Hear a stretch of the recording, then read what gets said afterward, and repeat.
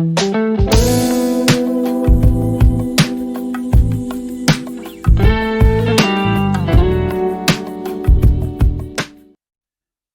हम लोग income tax में एक लेसन है कैपिटल गेन, उस कैपिटल गेन के एक क्वेश्चन की प्रैक्टिस किया जाएगा। इसमें हम एक long term capital assets building को सेल कर उस पर होने वाले कैपिटल गेन को चेक करेंगे और साथ ही साथ हम आज एक सेक्शन 54 के एग्जम्पशन के बारे में भी सीखेंगे, जो कि हमें किसी लॉन्ग टर्म बिल्डिंग की सेल के बाद अगर हम उस पर होने वाले कैपिटल गेन को डिडक्शन चाहते हैं इनकम टैक्स से, तो हमें दो ऑप्शन दिए गए हैं। पहला ऑप्शन है कि अगर हमारी जो बिल्डिंग जो सेल हुई है वो लॉन्ग टर्म कैपिटल गेन है, यानी 24 मंथ से ज्यादा समय रखकर हम उसको सेल किए हैं, उसको जिस डेट को आप इस प्रीवियस ईयर में सेल किए हो उसके 1 साल पहले या उसके 2 साल के अंदर, बेचने के 2 साल के अंदर या बेचने के 1 साल के पहले, यानी 12 मंथ और 24 मंथ के अंदर आप एक नया मकान खरीद लेते हैं। जैसे आपने जिस डेट को सेल किया उससे 12 मंथ पहले कोई बिल्डिंग खरीदे हो, या जिस डेट को सेल करे उसके 24 मंथ तक आप कोई बिल्डिंग परचेज कर लो, या 36 मंथ के अंदर तक आप कोई नई बिल्डिंग को कंस्ट्रक्ट करा लो, बना लो, तो आपको सेक्शन 54 का डिडक्शन मिलेगा। लेकिन अगर आप कहते हो कि हम दूसरा ऑप्शन चुनते हैं, 24 मंथ के तक हम नई बिल्डिंग खरीदेंगे या फिर हम 36 मंथ के बाद तक हम नया मकान बनाएंगे, तो इस पर होने वाले कैपिटल गेन को आपको कैपिटल गेन अकाउंट स्कीम 1998 में पैसे को डिपॉजिट करना होगा। अगर उस पैसे को आप डिपॉजिट करेंगे तभी सेक्शन 54 का डिडक्शन पाएंगे।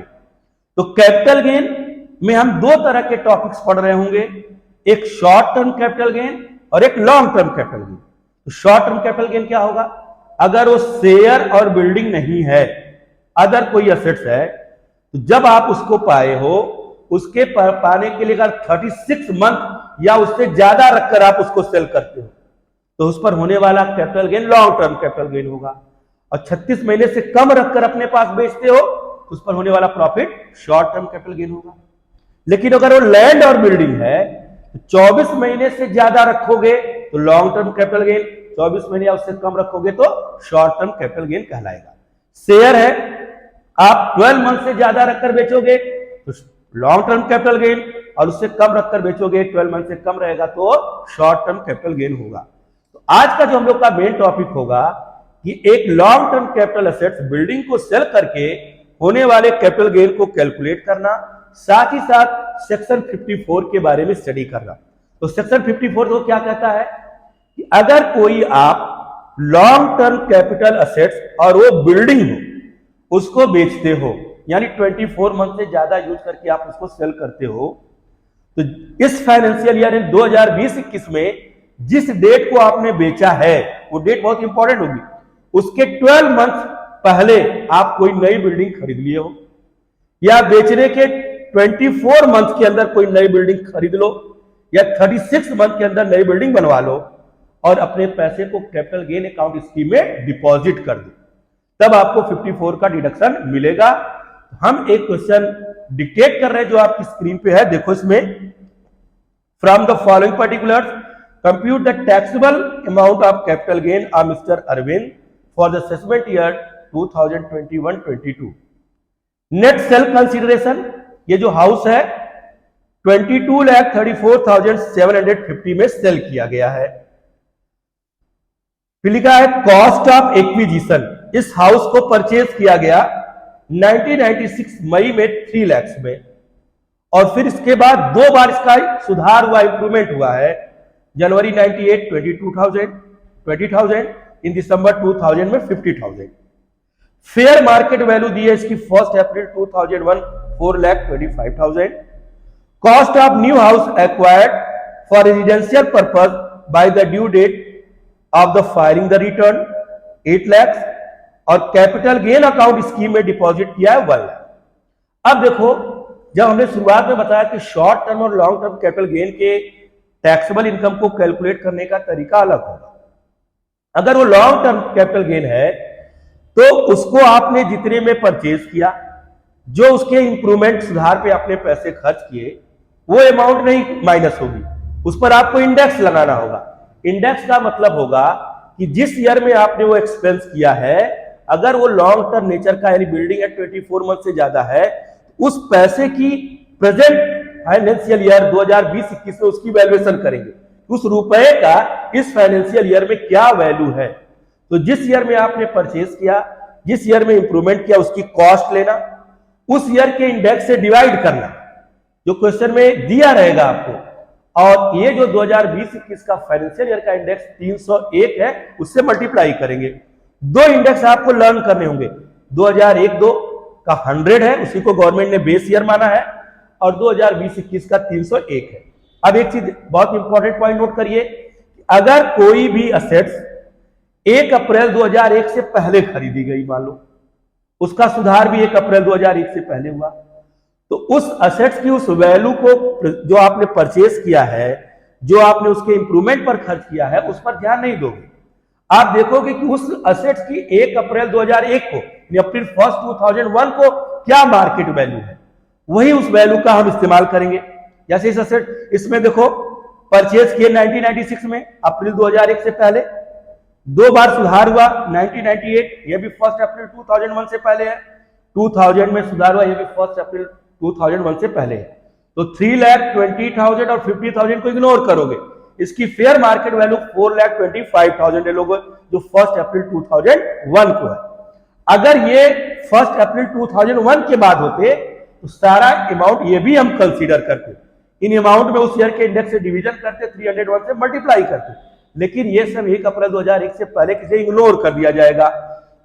तो देखो इसका हम सोल्यूशन देने जा रहे हैं, आप बोर्ड पर आइए, लेकिन क्वेश्चन को अच्छे से नोट करके एक बार फिर हमारी इन बातों को समझें, फिर बोर्ड पर हम सोल्यूशन देने जा रहे हैं, उस पर आप आएंगे।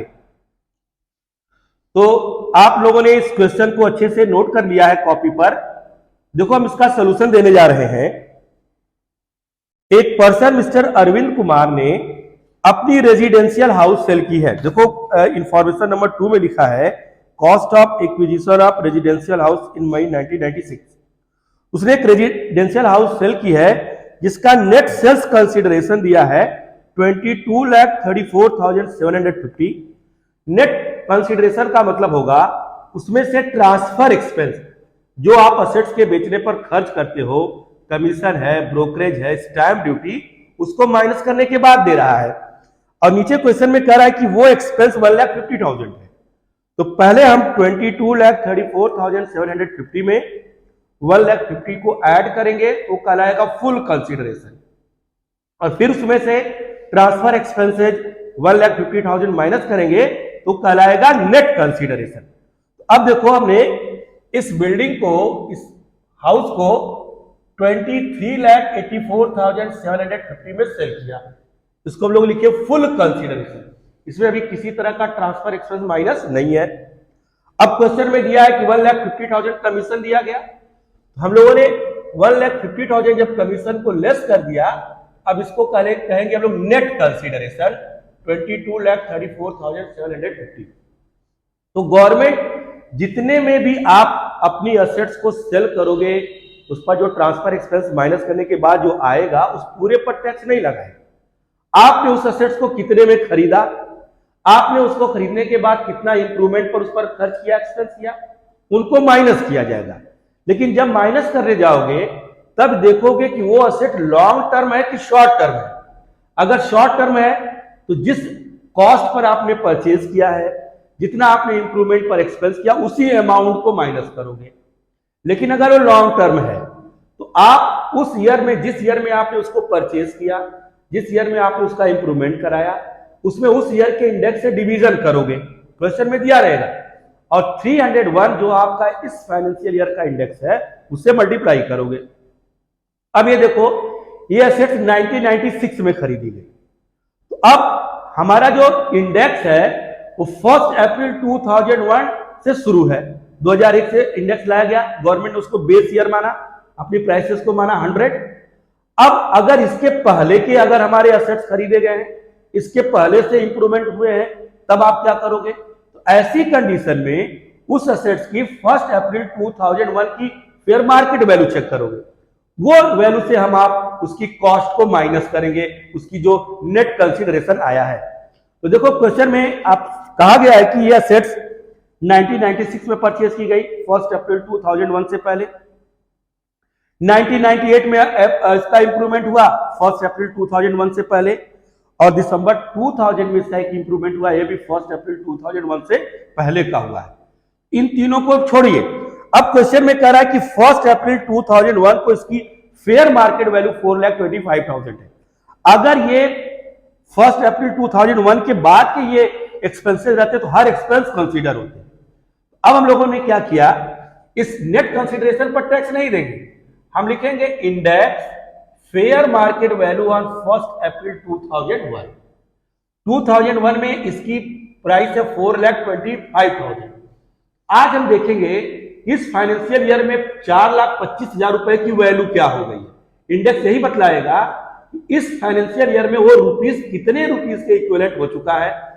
तो हम उस ईयर के इंडेक्स 100 से डिवीजन करेंगे, 301 से हमने मल्टीप्लाई किया जो इस फाइनेंशियल ईयर का इंडेक्स है।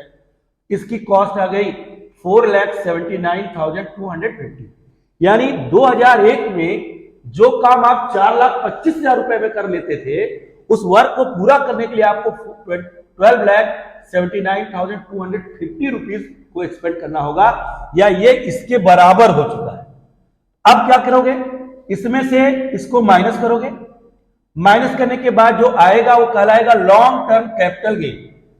लॉन्ग टर्म कैपिटल गेन कहलाया। अब लॉन्ग टर्म कैपिटल गेन में आप अगर ये चाहते हो कि आपको टैक्स पर कुछ एग्जम्पशन मिले, कुछ कम टैक्स आपको देने पड़े, तो गवर्नमेंट ने कैपिटल गेन से जो हमारा टॉपिक है उसमें सेक्शन 54 के कुछ डिडक्शन बतलाए हैं। 54 है, 54F है, 54EC है, 54B है, इस तरह के डिडक्शन बतलाए हैं। हर डिडक्शन अलग अलग असेट्स पर अप्लाई होता है। आज हम लोग पढ़ेंगे सेक्शन 54 का केवल, इसमें आगे कोई FEC वगैरह वर्ड नहीं है, सेक्शन 54 का। अगर कोई पर्सन अपना कोई रेजिडेंशियल हाउस कोई बिल्डिंग सेल करता है इस फाइनेंशियल ईयर में, और वो लॉन्ग टर्म हो, यानी वो 24 मंथ से ज्यादा यूज करके उसको सेल कर रहा हो, इस फाइनेंशियल ईयर में 2020 और 21 में जिस भी डेट को वो सेल कर रहा हो, कोई भी डेट को, उसके पहले 12 मंथ कोई नई बिल्डिंग खरीद लिया, परचेज किया हो, बेचने के पहले ही 1 साल के अंदर कोई खरीद लिया हो, या 24 मंथ के अंदर कोई नई बिल्डिंग खरीद ले, या 36 मंथ के अंदर कोई नई बिल्डिंग का कंस्ट्रक्शन करा ले।